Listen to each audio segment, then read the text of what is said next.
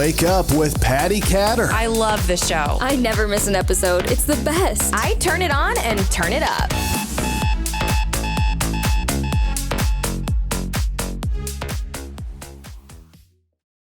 Hello, everybody. You're listening to and watching Wake Up with Patti Katter. Today, I have a U.S. Army veteran on the show with me, Daniel Newberry. Welcome to the show, Dan. Thank you. Pleasure to be here. Thank you. So one of the things that intrigued me the most about you is you were responding to some of my posts on social media about military veterans who are having a hard time transitioning to civilian life. And I started getting into your profile a little bit more, snooping with my ninja style tactics on Facebook. And I noticed that at one point you were almost homeless after your service time. And so that was intriguing to me. Unfortunately, it's not that uncommon. But we got talking back and forth and I was like, I want you on my show. Just don't know what we want to talk about.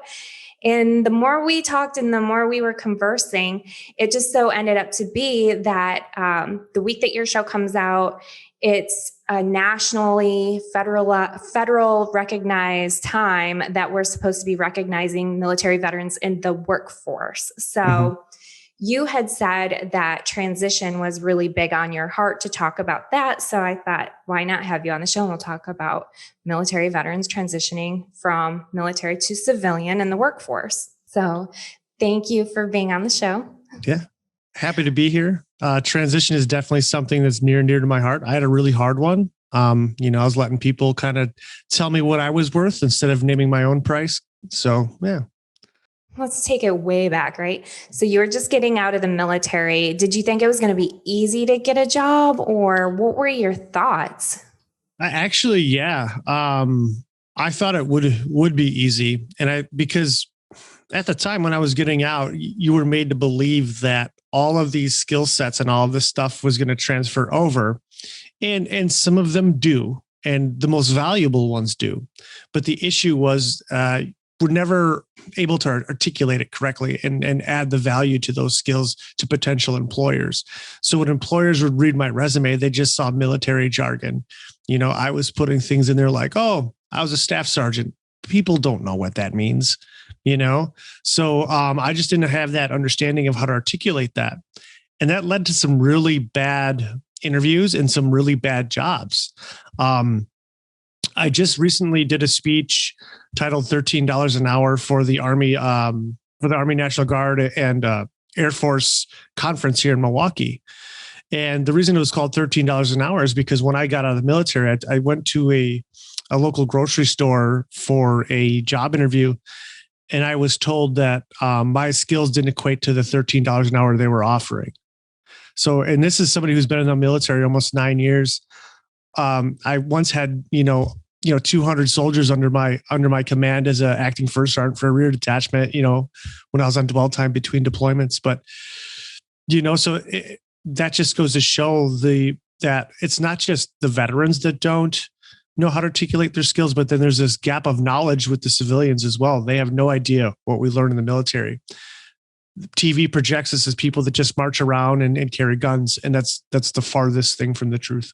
That is really true. I'll kind of use this example. When I first met my husband before we were dating, I wasn't even interested in him, to be honest. It's like, whatever, but then we started talking because he was friends with my friend and he mentioned he was in the Marine Corps. And I was like, okay, whatever, I'm not even 21 years old yet. And I had no idea about anything military.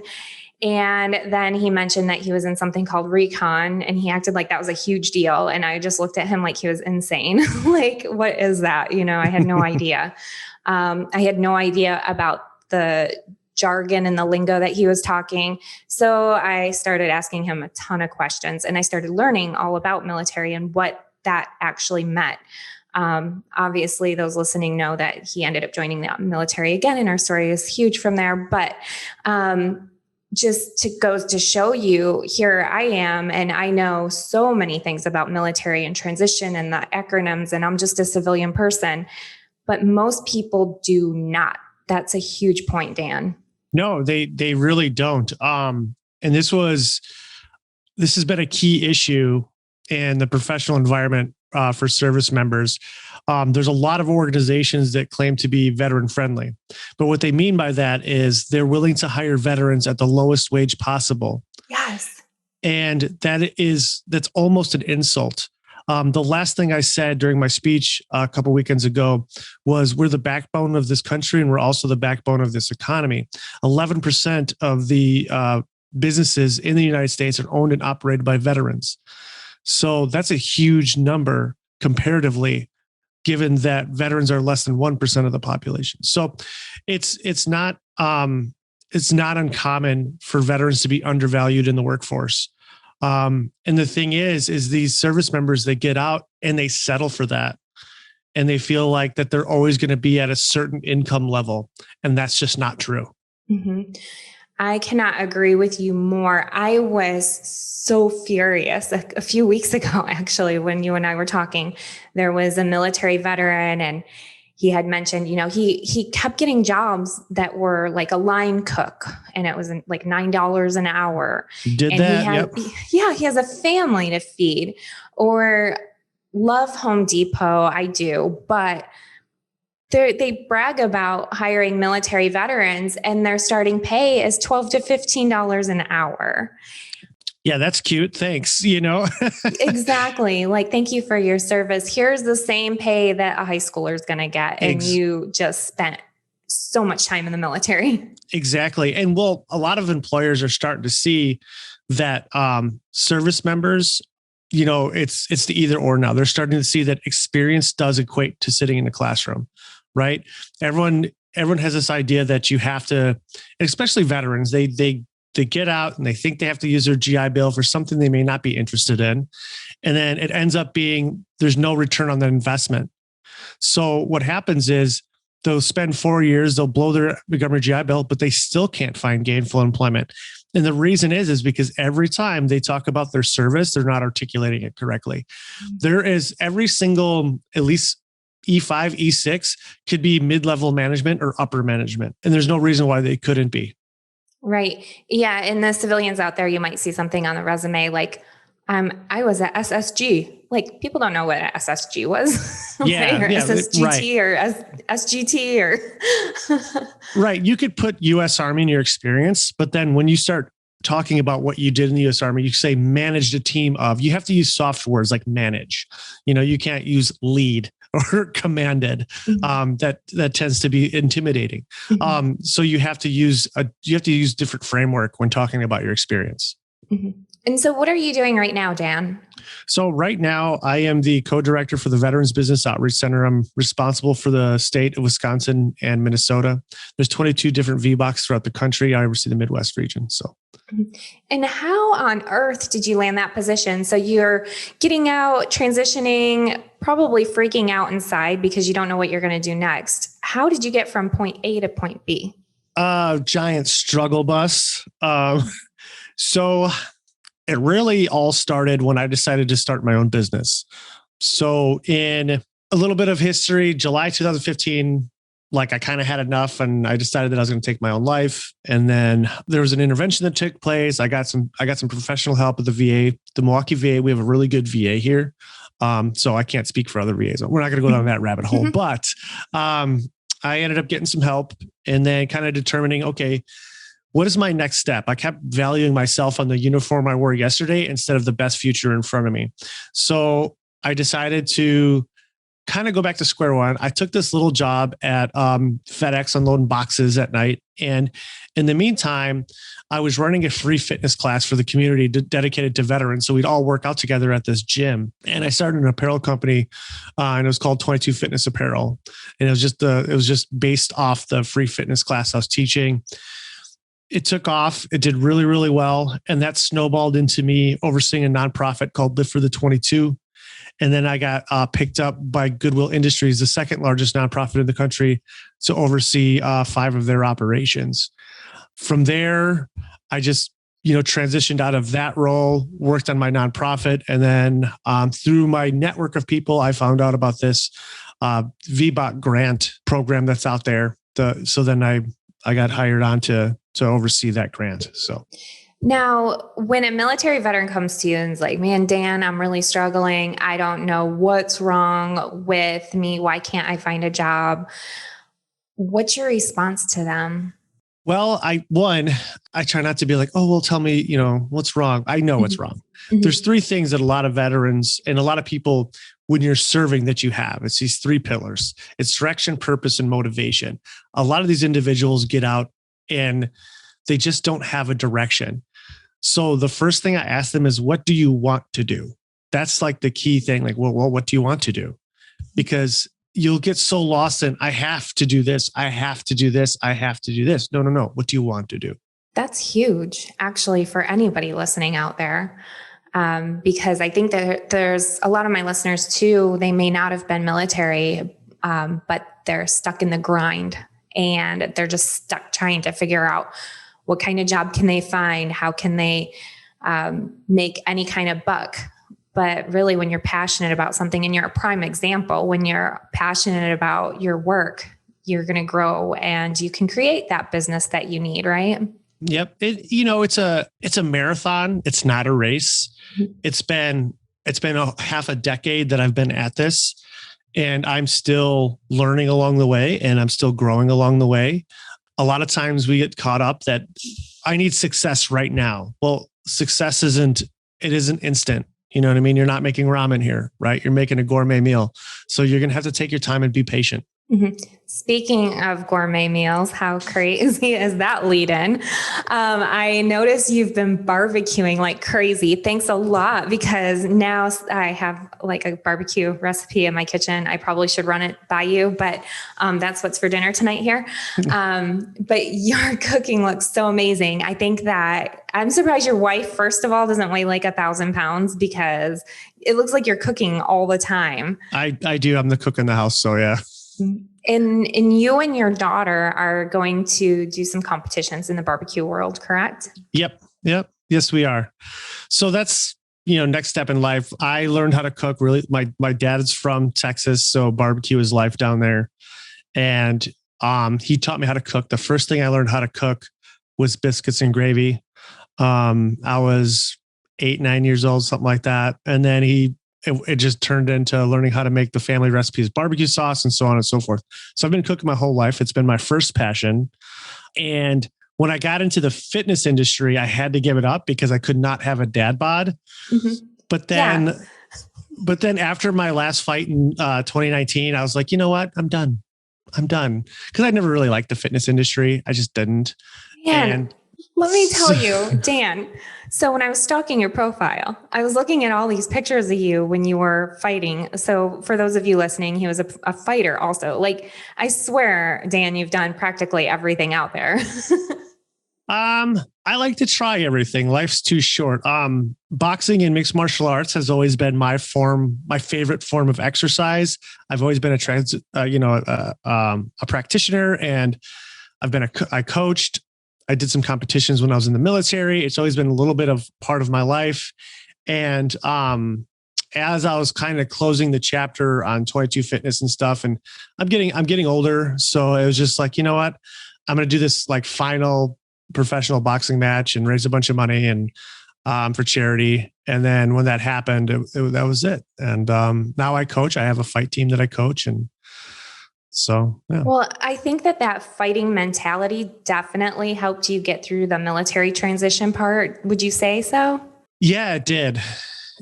I think you have to have a level of resilience and grit and self-awareness. And you have to have those three things to step in the cage or step in the ring, I look at it as I could have gave up, but then I wouldn't have had like this awesome relationship with my daughters.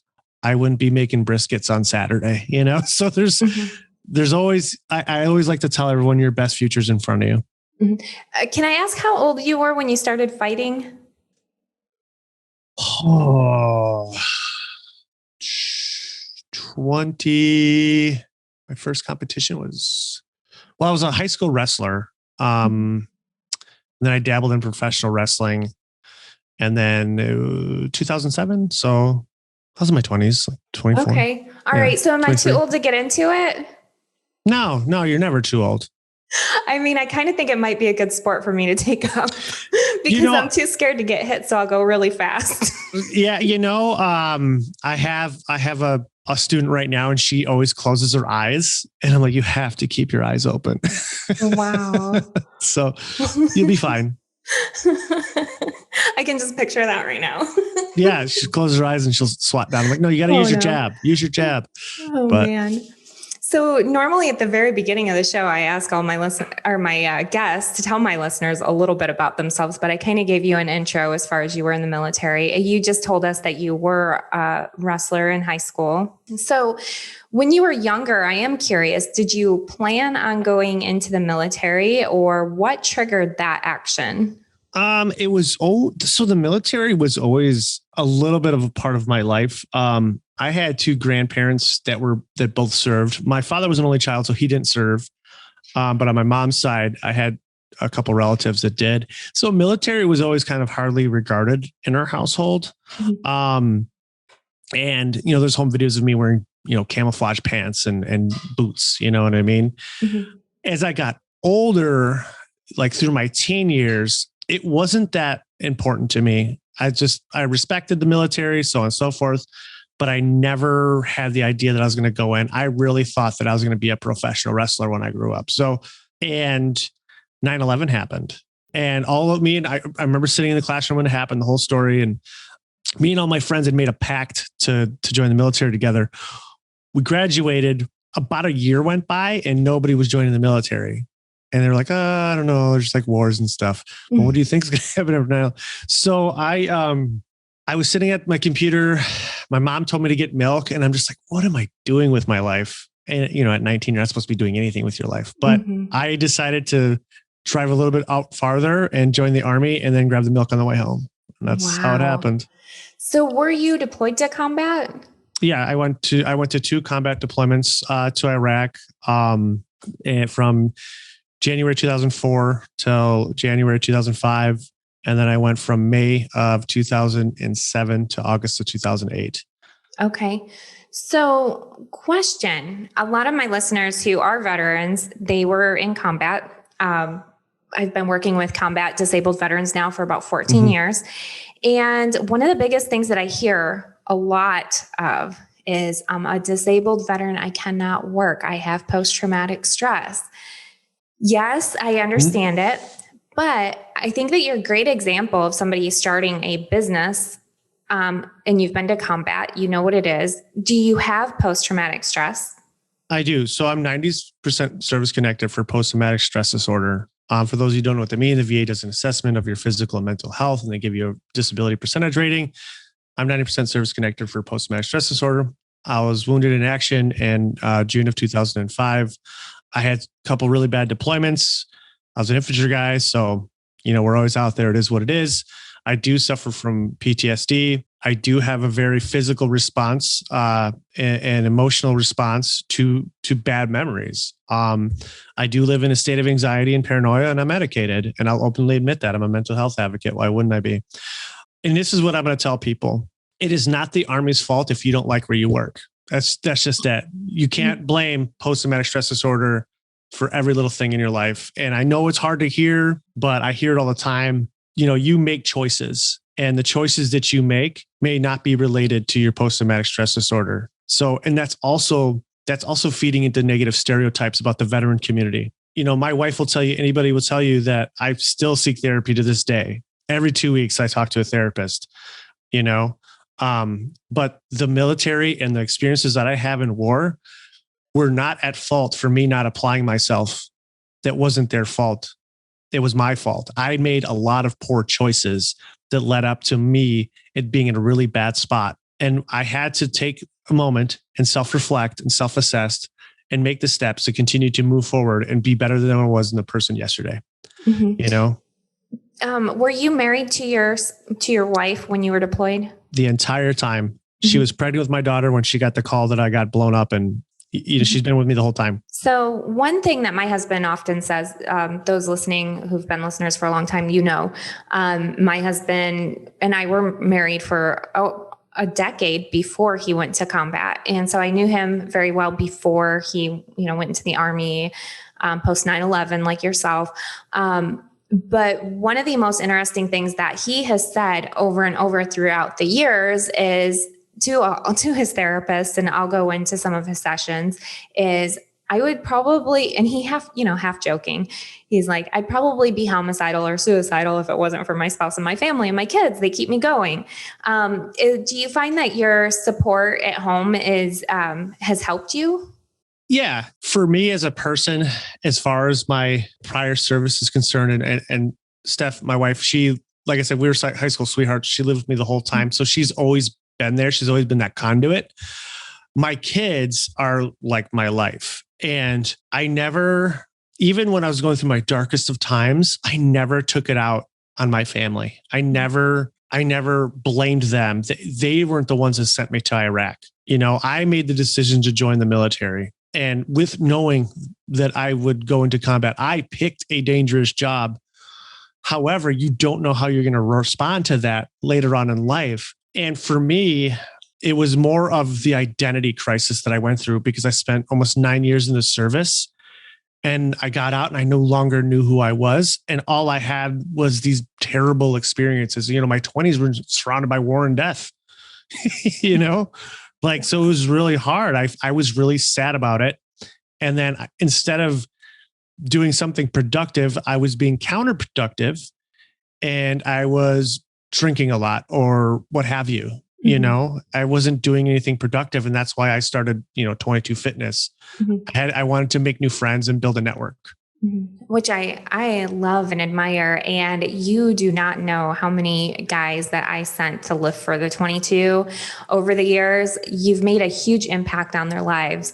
And I cannot tell you, thank you enough. I was connected with somebody else from Lift for the 22 at one point.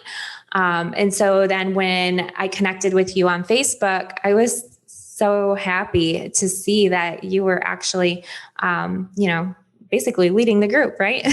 Yeah, that was really cool. And I love doing that because I met so many vets that were just like me, and they just needed like a little direction. Mm-hmm. They would say that, I have PTSD. I don't know if I can get a job. Yes, you can. Mm-hmm. Oh, yes, you can. Yes, you can work in the workforce.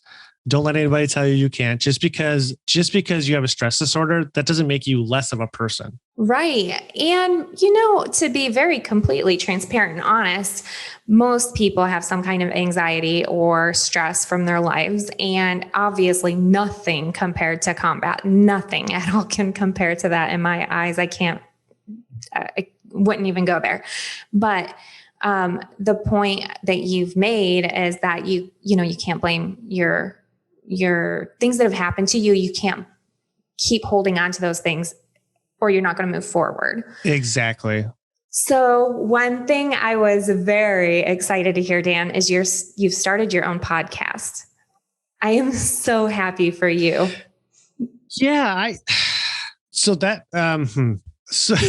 I really love whiskey, right? So I'm a bourbon guy. I collect it. It's not like I have nothing but full bottles in my house. All right. So I'm not like I'm drinking them all, but everyone always comes over and they want to talk about the whiskey that's in my house. So as you could see some of it behind me. So I decided to do this little podcast where I share a drink with somebody and I just learn about them. And we just talk about everything, and I can give a little bit of, my experience and maybe help them along the way, or they can give me some of their wisdom and help me along the way. So it's just a fun little podcast, and, we'll see where it goes. A lot of my social media followers have always asked me to do a podcast, but I have such a Bill Burr sense of humor. So I'm worried how that's going to go. I think it's great. I connected with you pretty quickly. I can't even remember how exactly we connected. Maybe it was because of Lift for the 22. I don't know. I think so. I was, I don't know who sent who the friend request or whatever, but I've been following you for quite some time. So yeah. And I think that your sense of humor is great, but what I like especially is that you're very raw and real. So, somebody just messaged me a couple of days ago on Snapchat and said, "How are you always so positive?" And I'm like, dude, I'm not always so positive. And I put it out there, and you don't meet too many other people who will put all their stuff out there like yourself. Yeah, I think, if people meet you, they're going to have an expectation. So what you see on social media is exactly what you get. Like there is no in between. You know what I mean? Like I don't pose and make it look like I'm doing something super cool. I'm actually doing that. You know what I mean? Oh, and by the way, I'll sit in my underwear and eat snacks like everybody else. So. Oh man. Well, Dan, I am really happy for you. I truly, truly am. And it's kind of neat that when I asked you to be on my podcast, it didn't line up for a couple of times. Like there were a couple of things that popped up where I couldn't record with you, but now that we were able to record, I'm glad that we were able to wait because I can tell people about your podcast and connect them with you. And if you're listening and you're a military veteran or a patriot of the USA, love the USA, Americana, Dan definitely is somebody who you should listen to. He's not going to sugarcoat anything, and he's just real and raw, which I love and admire. I appreciate it, Patti. Thank you. And I love your show. You're doing wonderful things. I can't believe you've been doing it for this long. That takes an incredible amount of dedication, and thanks for empowering the community as well. I think that's really great what you do. Thank you. How can people find you on social media? You can find me at Coach Dan MKE on Instagram, and then just type in Dan Newberry on Facebook and you'll find me. I'm not hard to find, but yeah, and I appreciate all the support throughout the years we lived for the 22. It's just been a wild ride, and I'm continuing to see what the future holds. If I could say one more thing, veterans, they're about to get into the workforce. Look, you guys are incredibly valuable. As I've said before, you're the backbone of this country. You're the backbone of this economy. If it wasn't for the people that served and people that served before me, we wouldn't have everything that we have in this country. So, and thank you from the bottom of my heart. Yes. And those of you listening out there, if you're a business owner, I highly suggest that you contact Dan to ask him to speak at one of your events. He does do public speaking, kind of like me. You don't plan on getting into that field, but it just rolls in sometimes. But it does, yeah. I think that Dan would be phenomenal. It will help you as an employer learn how to effectively employ great military veterans. And then it also will help your veteran employees learn how to be better employees. Thank you, Patti. I appreciate it. Thank you. Thank you all for listening. Until next Friday, I'm Patti Katter. Thanks for listening. Be sure to check out my store, thepatrioticmermaid.com, and have an amazing rest of your week.